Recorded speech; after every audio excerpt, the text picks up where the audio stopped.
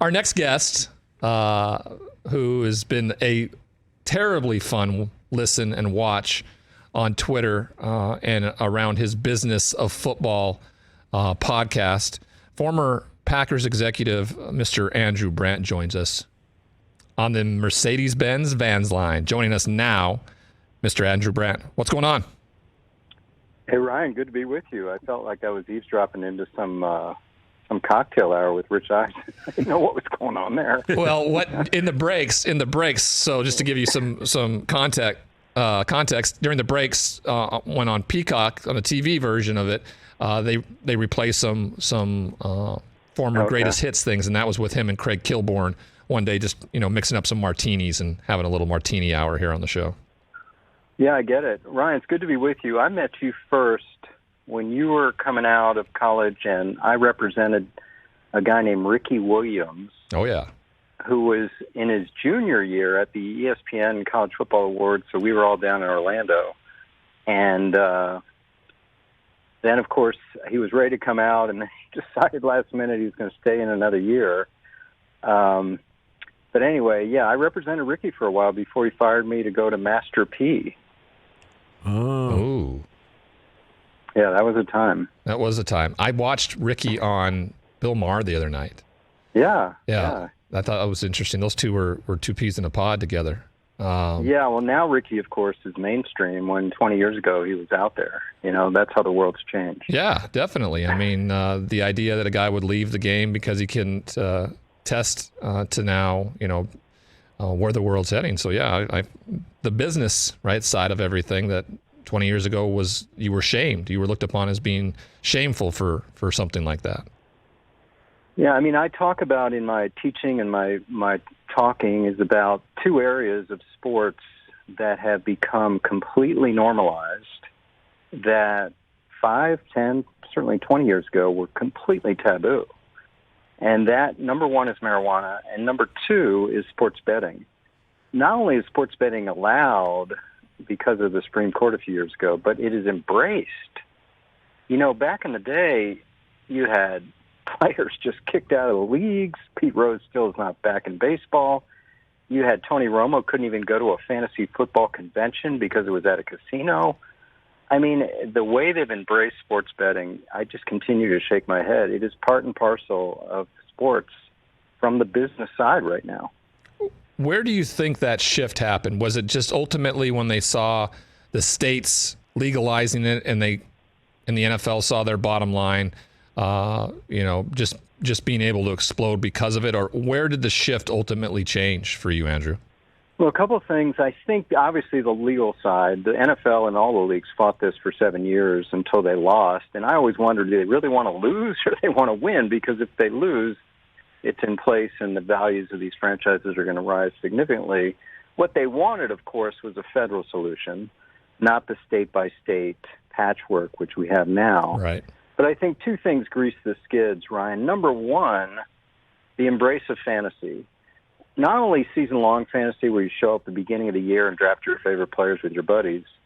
Now it's daily fantasy starting 2015 when FanDuel and DraftKings bombarded the world with their ads and their promotions, and it became mainstream, and the leagues accepted it and embraced it because, hey, you're not betting on the teams, you're having fun on these players. So once they embraced fantasy and realized what an incredible fan engagement tool that was, the only next step is real gambling. And the second thing that lured, I think, all the leagues to gambling is the lure of Las Vegas. It is a untapped market, I think, still, and you're running out of markets, right? These leagues with 30, 32 teams are running out of big-time markets which are entertainment capitals. So once the NHL actually made the first move, it was only a matter of time, and of course the Raiders went there, and now All-Star games are going there, drafts are going there, I think combines will go there. Pro Bowls. There you go. So Here we are. Yeah, it's been an evolution since I met you that night in Orlando to where we're at now.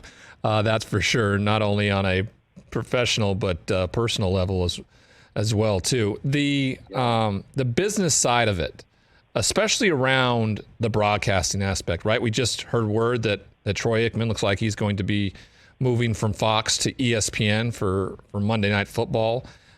Tony Romo, a few years back, signed a deal around $1 million a game to call football games, right? This is more money than he'll have ever been paid as a player. What's driving this? It's the TV money, it's the TV rights, I get it, but is it sustainable for networks to pay this kind of money for guys who essentially sit up there and just kind of tell you what you just saw? Yeah, I mean, I think it's a healthy debate, Ryan, because obviously I know everyone says the same thing. You don't turn on games for announcers.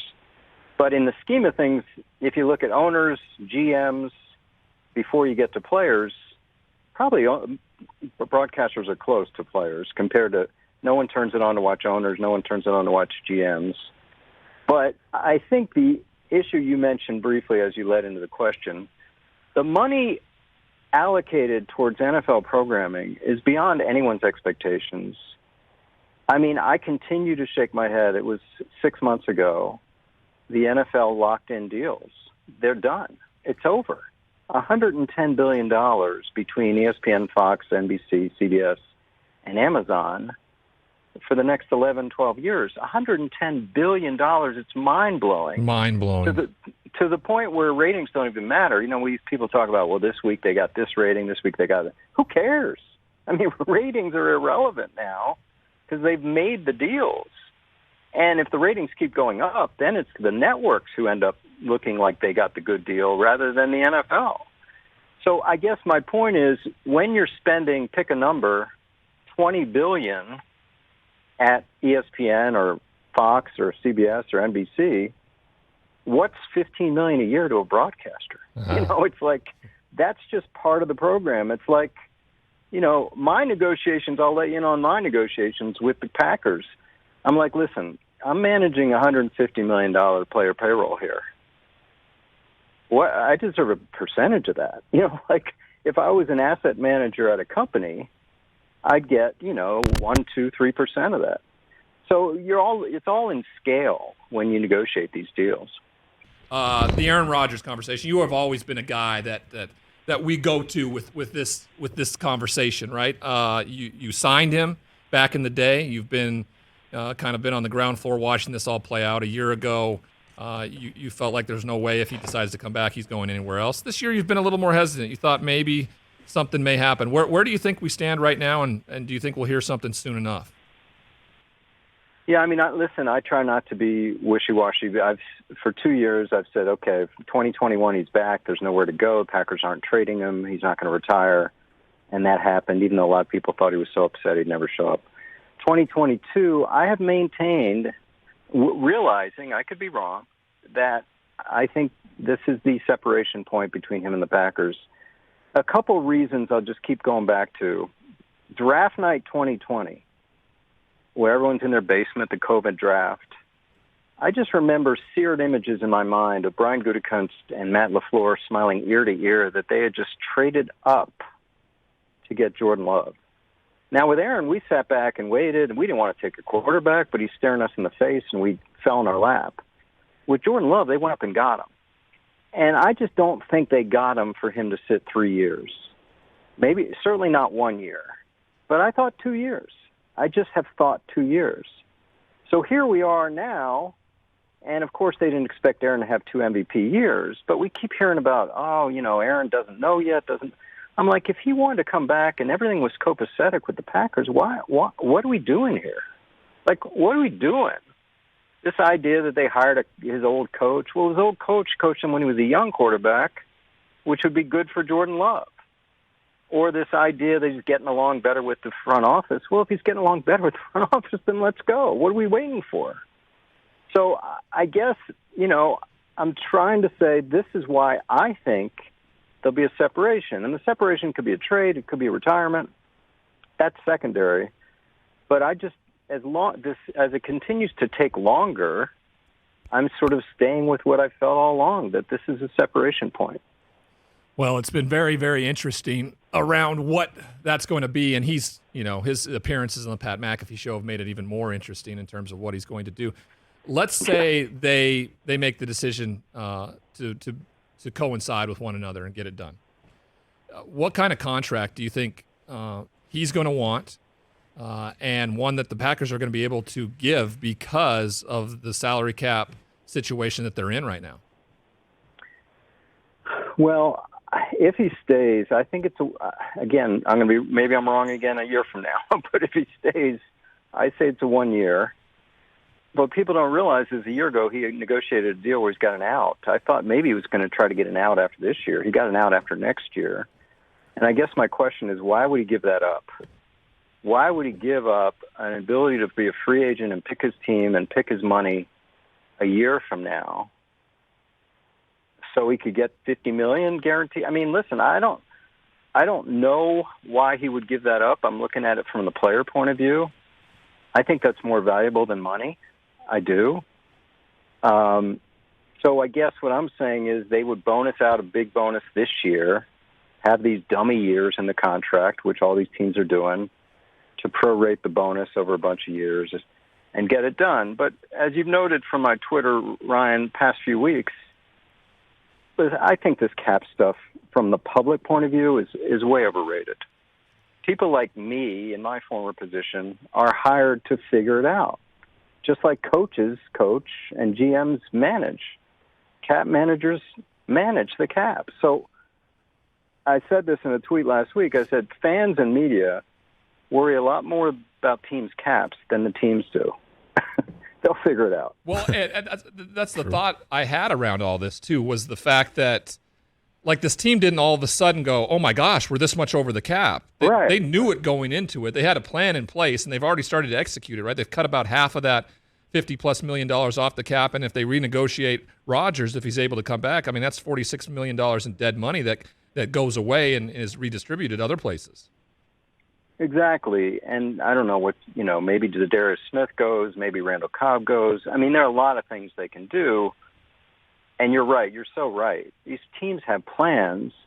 And frankly, I don't believe Brian Gutekunst when he says, yeah, we'll just wait for Aaron and figure it out. No, they've figured it out.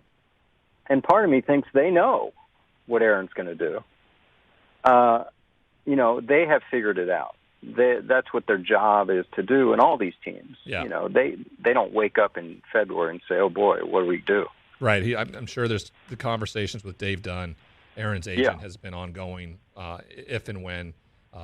So when this comes down to it, and because of when the league season, when the new league season starts, you got to have it already because you got to be below the cap. So it makes sense. Speaking of agents, and you were in this business, I wanted to ask you this question about Lamar Jackson and the juxtaposition with him and Kyler Murray, because Kyler Murray's agent has made some comments of late trying to get him a big extension, like the likes of Patrick Mahomes and Josh Allen, where Lamar Jackson, who is a MVP, who has gone into extended stays into the playoffs and is their franchise quarterback, is going on his fifth-year option without a contract in place. Where do you think, in terms of those two things, whether an agent is doing a disservice to Kyler or is it a disservice to Lamar not having one? Well, I think we can answer the Lamar thing within the Kyler answer. Kyler, I'm guessing what happened, I'm pretty sure what happened, is his 3-year period came up. So for people who don't know, the CBA requires 3 years in the league before you can renegotiate. So he finishes the season. I'm sure Eric Burkhardt, his agent, went to the Cardinals, said, okay, 3 years is up. We played on this crappy rookie contract. You've been getting this incredible value. Time to do a big deal. And the Cardinals, maybe in some way or shape, said, we'd like to wait. And maybe it's wait more into the East season. Maybe it's wait another year or whatever. And I believe that stung Murray and his agent. And so his agent puts it out on Twitter, basically, show me the money. And now we've got a standoff. Last year, 2 of the 3 quarterbacks in that position did not get deals. The one that did was Josh Allen. The one that didn't was Mayfield and Jackson in the Ravens. Unlike what appears to be happening with Murray, Jackson and Mayfield did not make a big deal about it. I don't think Murray is going to be as quiet. Yeah. So I think they've got a problem there. Now, Jackson didn't do a deal. We don't know why. People speculate because he didn't have an agent. He's doing it by himself, or he's using his mom or some advisor. I'm not sure that's, accurate.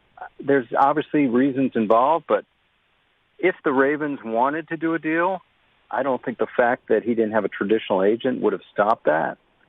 Maybe if he had a traditional agent, there'd be more pressure on the Ravens to do the deal, and maybe it would have resulted in a little bit more of a adverse stance like Murray is taking. So it's interesting. Yeah, it's incredibly interesting, and we really appreciate your time, Andrew Brandt, everybody, former Packers executive and podcast Business of Sports. Andrew, good to talk to you again. I've been hoping for this every time I hosted Rich's show to get you on and talk about all this stuff. It was good to hear from you again. Thanks for joining us.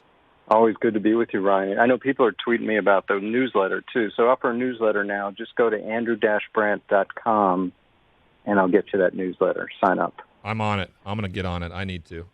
I appreciate you, all Andrew. Right. Thanks, Ryan. Andrew Brandt, everybody, former NFL executive with the Packers, of course, as well as professor, where he teaches business of football. He's got a podcast and now a newsletter that goes with it. Check that out. Hey, you watched all the way to the end. Thanks for that. Watch more right here.